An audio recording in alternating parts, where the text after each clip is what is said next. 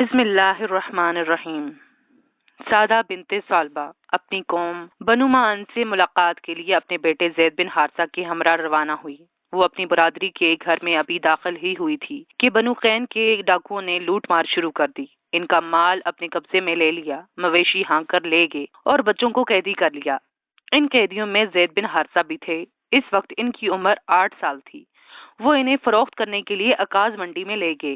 ایک دولت مند سردار حکیم بن حزام بن خویلد نے 400 درہم میں اسے خرید لیا۔ اس کے علاوہ اس نے اور بھی غلام خریدے اور ان سب کو اپنے ہمراہ مکہ معظمہ لے آیا۔ جب اس سردار کی آمد کا حضرت خدیجہ بنت خویلد کو پتہ چلا تو وہ اسے خوش آمدید کہنے کے لیے اس کے گھر تشریف لے گئیں، کیونکہ رشتے میں یہ اس کی پھوپھی تھیں۔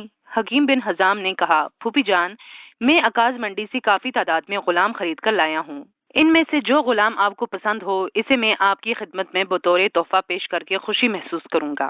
سیدنا خدیجہ الکبریٰ رضی اللہ تعالی عنہا نے تمام غلاموں کو دیکھا اور ان میں سے زید بن حارثہ کا انتخاب کیا، کیونکہ ذہانت اور شرافت اس کے چہرے سے ٹپکتی تھی۔ تھوڑے ہی عرصے بعد حضرت خدیجہ نے سردار دو جہاں حضرت محمد صلی اللہ علیہ وسلم سے شادی کر لی۔ اس موقع پر آپ کی خدمت میں حضرت خدیجہ نے تحفہ پیش کرنے کا ارادہ کیا تو انہیں زید بن حارثہ سے بہتر کوئی چیز دکھائی نہ دی، چنانچہ حضور علیہ السلام کی خدمت میں زید کو بطور تحفہ پیش کر دیا۔ اس طرح یہ خوش نصیب غلام آقائے دو جہاں حضرت محمد صلی اللہ علیہ وسلم کے اعلیٰ و ارفع اخلاق سے فیضیاب ہونے لگا۔ اس کی غم زدہ ماں کو پل بھر کے لیے چین نہ آ رہا تھا۔ وہ اس کی گمشدگی کے غم میں رو رو کر بے حال ہو چکی تھی۔ کبھی آنسو خشک ہی نہ ہوتے۔ باپ نے اپنے لخت جگر کی تلاش میں ملک کا کونا کونا چھان مارا۔ ہر گزرنے والے قافلے سے پوچھتا کہ لوگوں، مجھے بتاؤ میرا لخت جگر کہاں ہے؟ میرے نور چشم کو زمین نے گلگی یا آسمان اچک کر لے گیا۔ ایک سال حج کے موقع پر زید بن حارثہ کے خاندان کے چند افراد مکہ معظمہ آئے۔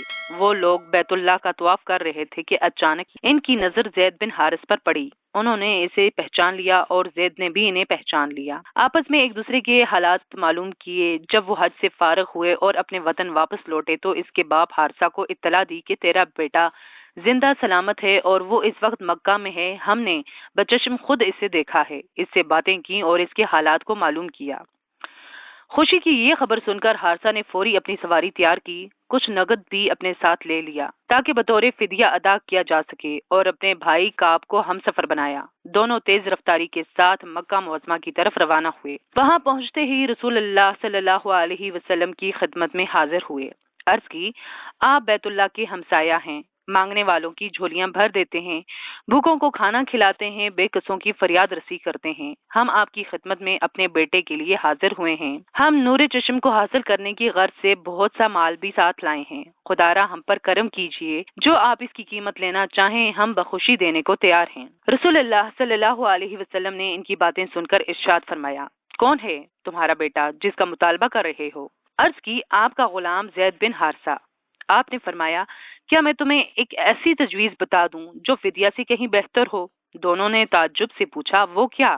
آپ نے فرمایا، میں اسے تمہارے سامنے بلاتا ہوں، اگر وہ تمہارے ساتھ جانا پسند کرے تو اسے اختیار ہے، بڑی خوشی سے لے جائیں، میں اس کے بدلے کچھ بھی نہیں لوں گا، لیکن اگر اس نے میرے پاس رہنے کو ترجیح دی تو پھر میں اسے تمہارے ساتھ جانے پر مجبور نہیں کروں گا۔ یہ تجویز سن کر دونوں خوشی سے بولے، آپ نے بالکل ٹھیک کہا، آپ نے عدل و انصاف کا حق ادا کر دیا، ہمیں آپ کی تجویز منظور ہے۔ رسول اللہ صلی اللہ علیہ وسلم نے حضرت زید کو بلایا اور دریافت کیا، یہ دونوں کون ہیں؟ عرض کی، یہ میرا باپ حارثہ ہے اور یہ میرا چاچا کعب ہے۔ آپ نے فرمایا، میری طرف سے تمہیں اختیار ہے، اس کے ساتھ چلے جاؤ یا میرے پاس رہو۔ حضرت زید نے یہ فرمان سنتے ہی بغیر کسی تردد کے عرض کی، حضور میں تو آپ کے ساتھ ہی رہوں گا۔ باپ نے بیٹے کے منہ سے یہ کلمات سنے تو کہا، زید بڑے افسوس کی بات ہے، کیا تو اپنے ماں باپ پر غلامی کو ترجیح دیتا ہے؟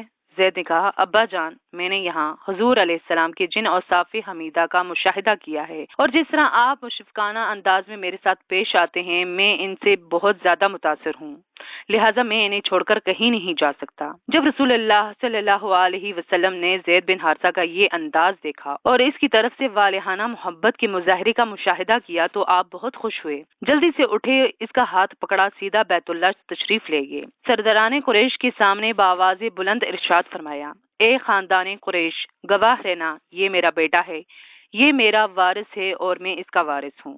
یہ اعلان سن کر حضرت زید کے چچا اور باپ حیران تو ہوئے ہی اور خوش بھی ہوئے۔ بہرحال یہ خوش آئندہ اعلان سن کر شاداں فرحاں اپنے گھر روانہ ہو گئے۔ اس دن سے زید بن حارثہ زید بن محمد کے نام سے پکارے جانے لگے۔